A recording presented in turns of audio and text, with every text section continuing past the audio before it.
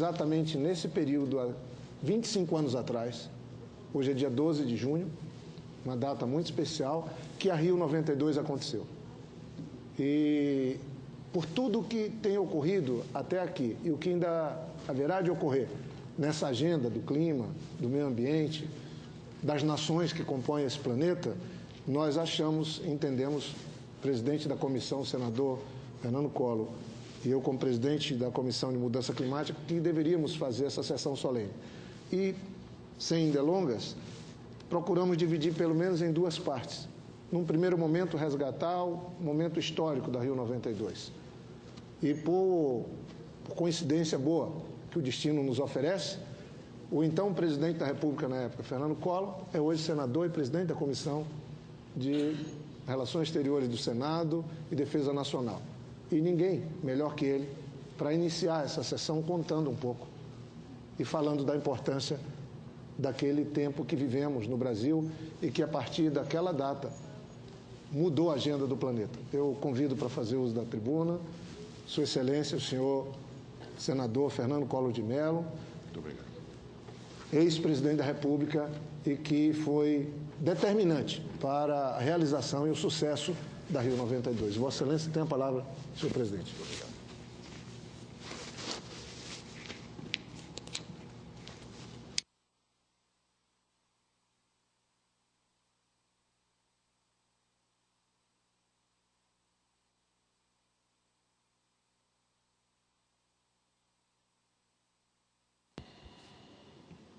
Com a palavra, Vossa Excelência.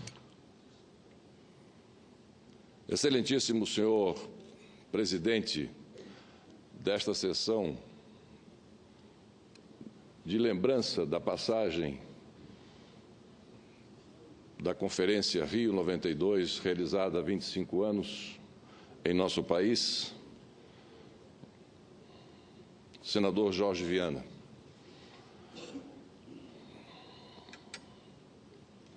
Excelentíssimos senhores que compõem a mesa dos trabalhos, diretora dos trabalhos, minhas senhoras e meus senhores, há 25 anos, em 3 de junho de 1992, o Brasil inaugurava a maior conferência internacional de todo o século XX. Recebíamos chefes de Estado e de governo de 179 países, representantes de todos os grandes organismos internacionais, de todas as organizações não governamentais que tratavam da sustentabilidade do nosso planeta. Naquela primeira quinzena de junho, as atenções da humanidade estiveram voltadas para as questões essenciais da vida, do desenvolvimento e da justiça na Terra. E o Rio de Janeiro foi o cenário dessa nova consciência, dessa nova vontade, dessa nova esperança.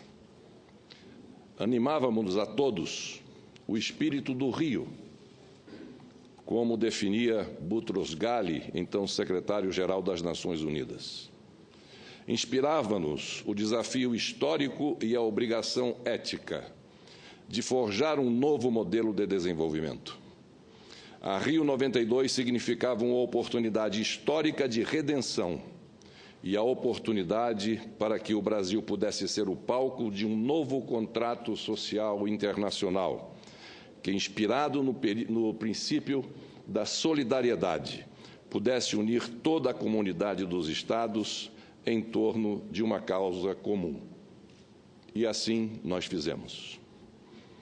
Senhor presidente, senhoras e senhores, tenho o orgulho de não ter poupado esforços como presidente da República à época para que os caminhos do desenvolvimento sustentável se tornassem mais nítidos e mais consolidados. Aqui, durante a Rio 92, firmamos 3 acordos ambientais, assinados por 175 líderes e posteriormente ratificados pela imensa maioria dos países. A Convenção sobre Diversidade Biológica, a Convenção para o Combate à Desertificação e Mitigação dos Efeitos da Seca e a Convenção Quadro das Nações Unidas sobre Mudança do Clima. Aqui elaboramos a Declaração de Princípios sobre ecossistemas florestais. Aqui formulamos a Declaração do Rio sobre Ambiente e Desenvolvimento, versão seminal da Carta da Terra. Aqui definimos a Agenda 21, documento base para a elaboração dos Planos Nacionais de Prevenção do Meio Ambiente e principal instrumento de avaliação do desempenho ambiental dos países signatários. No Rio de Janeiro, opusemos à perspectiva de um futuro distópico a utopia de um congraçamento universal. Combatemos o imediatismo com o planejamento de longo prazo e exortamos o mundo à paz e à justiça social. Reconhecemos ali a diferença entre poluição consciente, proveniente do excesso, e poluição inconsciente, derivada da falta. E admitimos que os adversários mais persistentes do equilíbrio ambiental são a ganância e a busca do lucro a qualquer preço, e a miséria, que é a busca da subsistência por qualquer meio.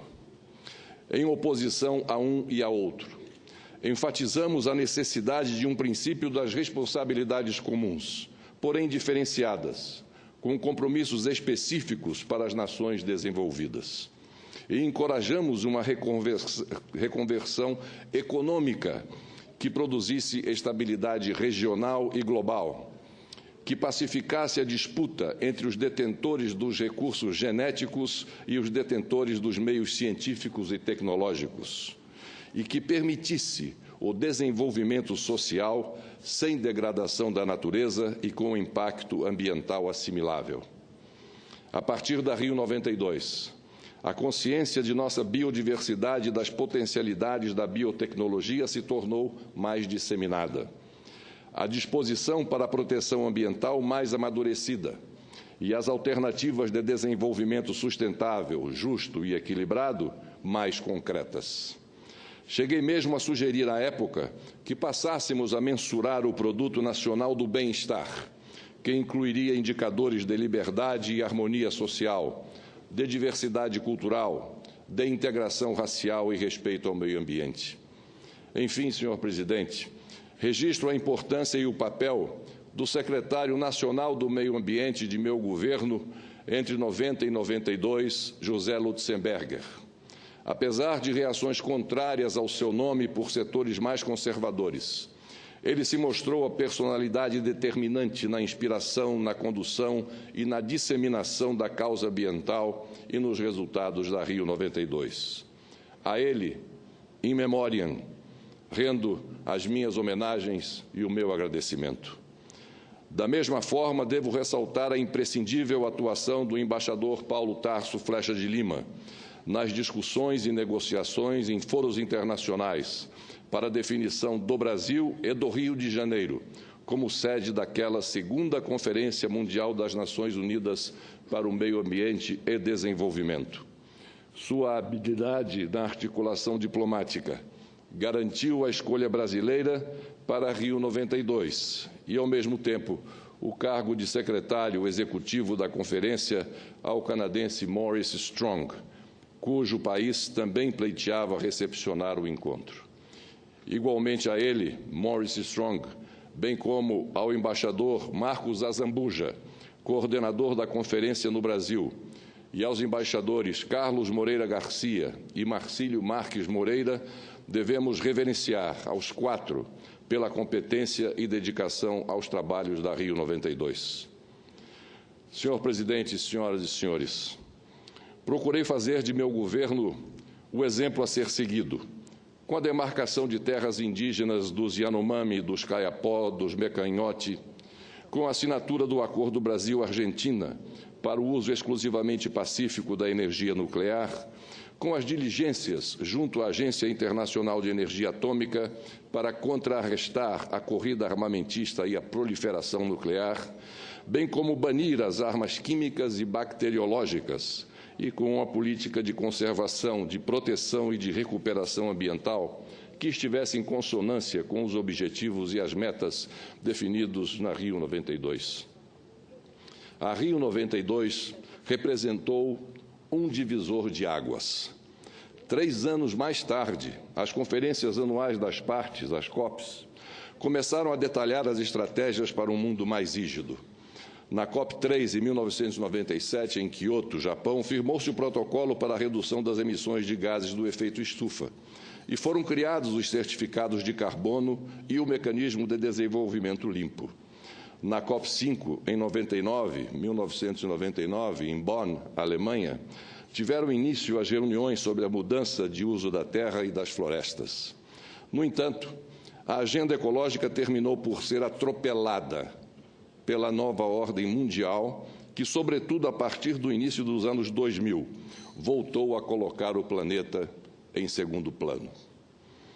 Diferentemente do esperado, a multipolaridade que emergiu da Guerra Fria não nos trouxe um mundo de paz e harmonia, mas de guerras e disputas localizadas, acirradas pela ameaça terrorista.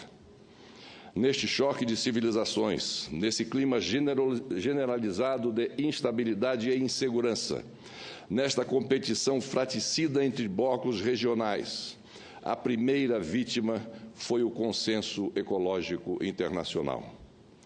Embora a agenda global tenha sido irreversivelmente afetada pela Rio 92, os instrumentos elaborados durante a Cúpula da Terra terminaram por se revelar insuficientes. A não ratificação do Protocolo de Kyoto pelos Estados Unidos e uma nova escalada de políticas isolacionistas fizeram com que as metas estipuladas fossem objeto de um relaxamento generalizado, ainda que as anomalias climáticas confirmassem uma tendência de aquecimento global que precisava ser urgentemente estancada. Foi então, senhor presidente, senhoras e senhores, que para resgatar o espírito do Rio, requeria este Senado, em 2007, a realização de um novo encontro, a Rio+20, aprovado pela Assembleia Geral das Nações Unidas em 2009 e realizado no início de junho de 2012, quando expiravam as metas iniciais propostas pelo Protocolo de Kyoto. A Rio+20, embora tenha produzido resultados importantes, não teve o mesmo poder e o mesmo alcance da Cúpula da Terra.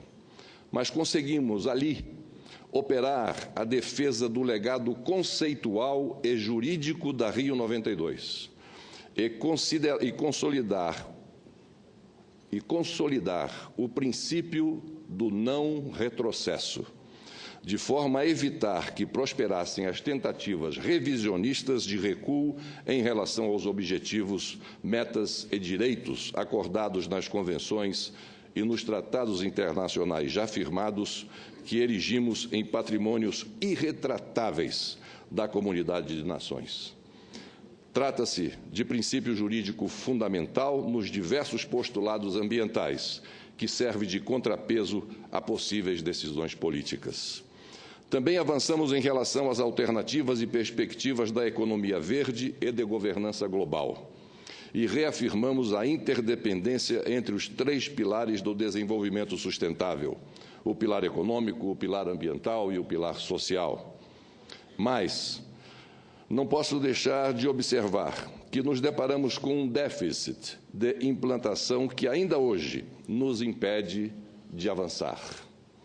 A emenda de Doha ao Protocolo de Kyoto, um dos subprodutos da Rio+20, que estabelece novas metas de redução de emissões até o ano 2020, foi aprovada, até o momento, por apenas 77 estados, metade do requerido para que entre em vigor.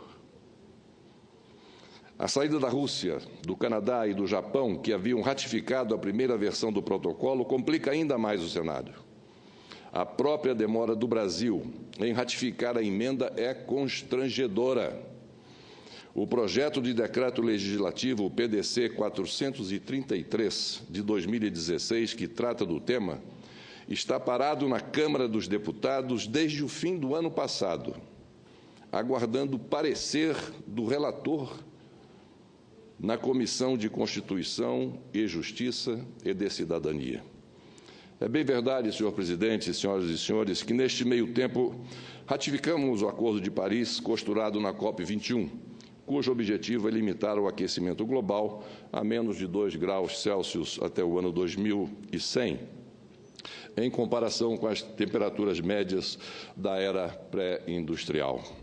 O Brasil se comprometeu com a redução de 37% das emissões de carbono até 2025 e com um indicativo de redução de 43% até 2030, tomando por base o ano de 2005. Mas de nada adiantarão esses esforços se não houver um movimento internacional coordenado.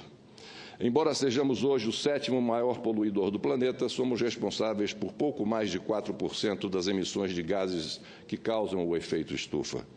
Sem que as iniciativas de redução sejam também adotadas em âmbito planetário e principalmente pelas economias desenvolvidas, dificilmente a meta será atingida. E não podemos perder de vista que a contenção do aquecimento global, apesar de necessária, não é suficiente. Apesar de deter 20% da água potável de todo o mundo, o Brasil hoje tem sede e não há mais como adiar uma reformulação completa da gestão de nossos recursos hídricos. O desmatamento da Amazônia, que vinha retrocedendo, cresceu quase 30% em 2016. E mesmo com a Política Nacional de Resíduos Sólidos, despejamos ainda 30 milhões de toneladas de lixo por ano, de forma inadequada, em quase 3 mil lixões e aterros irregulares, com um impacto negativo na qualidade de vida de 77 milhões de brasileiros. Senhor presidente, senhoras e senhores, repito que para alguns eventos não é preciso aguardar o julgamento da história.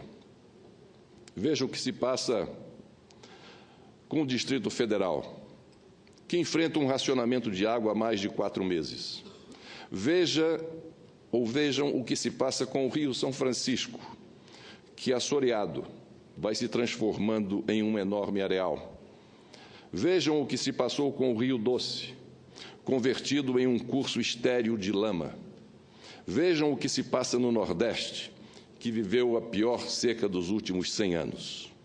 É já passada a hora de agir.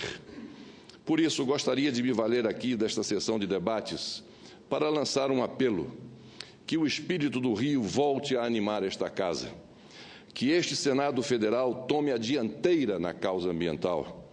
O passo inicial já foi dado com a iniciativa de Sua Excelência, o senador Jorge Viana, presidente da Comissão Mista de Mudanças Climáticas, de propor este primeiro grande debate pelo transcurso dos 25 anos da Rio 92.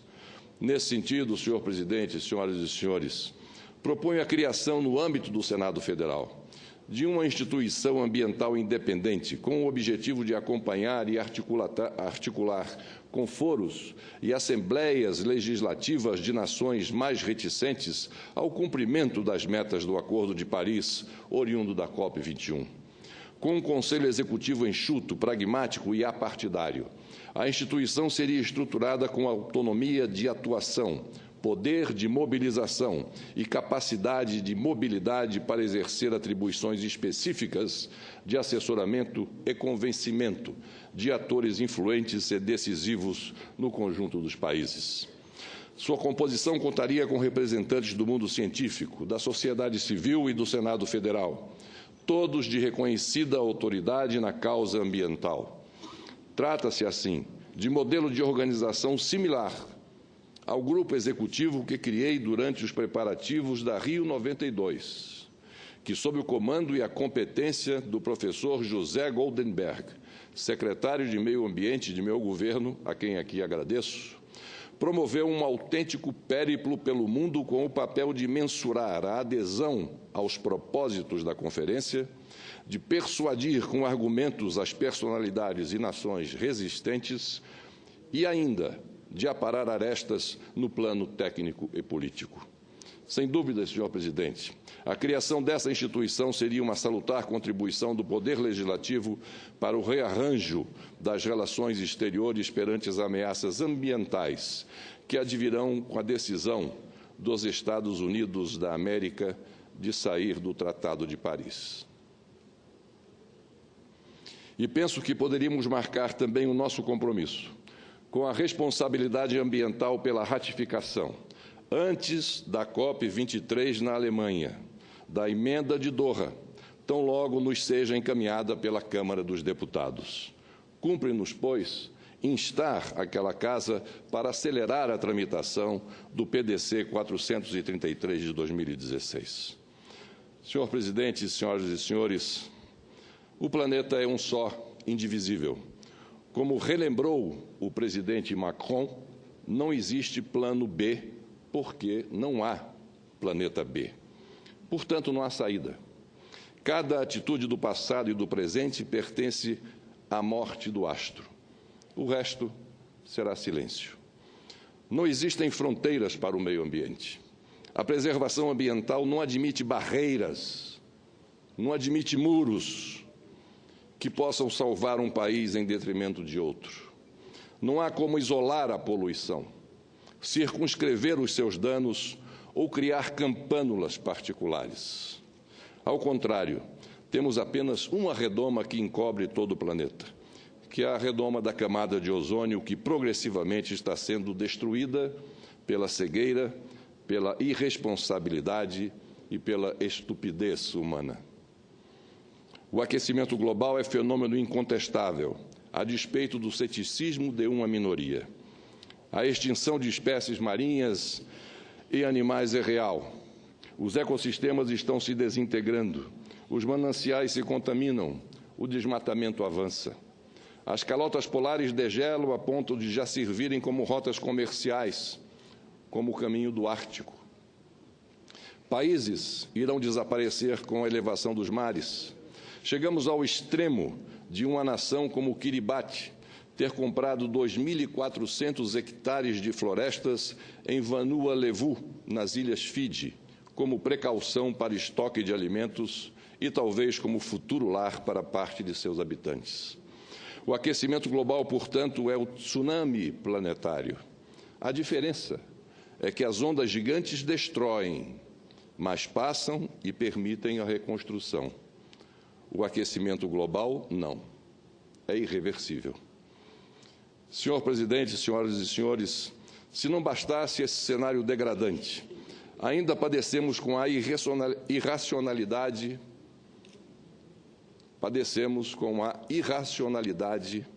de alguns líderes regionais. No primeiro dia do mês em que comemoramos a Semana do Meio Ambiente, as nações se abismaram com a decisão mais despropositada e excêntrica que um presidente da maior potência do mundo poderia tomar. Contra tudo e contra todos, Donald Trump anunciou a retirada dos Estados Unidos, o segundo maior poluidor do planeta, do Acordo de Paris. Atitude totalmente diferente, vale registrar, a importância dada ao tema pelo presidente George Bush em 1992.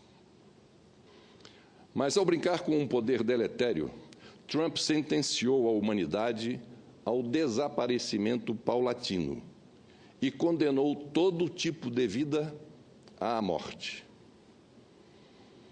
Por isso é preciso dizer, assim como o Acordo de Paris não se restringe a Pittsburgh, o Mapa Mundi não se resume aos Estados Unidos da América. O presidente Barack Obama havia se comprometido em 2015 com uma redução das emissões entre 26 e 28 graus até 2025, em comparação sempre com referência ao ano de 2005. Agora, com a decisão do atual presidente americano, equivocadíssima em termos científicos e catastrófica em termos ambientais, a perspectiva é de que a redução, no caso dos norte-americanos, não supere os 14%, absolutamente insuficientes para evitar o aumento das temperaturas médias. Resta-nos, então, quem sabe, torcer para que a China, como o maior poluidor entre as nações, assuma o papel e o protagonismo dessa luta. Afinal, Antes, a filosofia chinesa dizia que, enquanto o Ocidente tem como referência o relógio, a China tem como referência o tempo.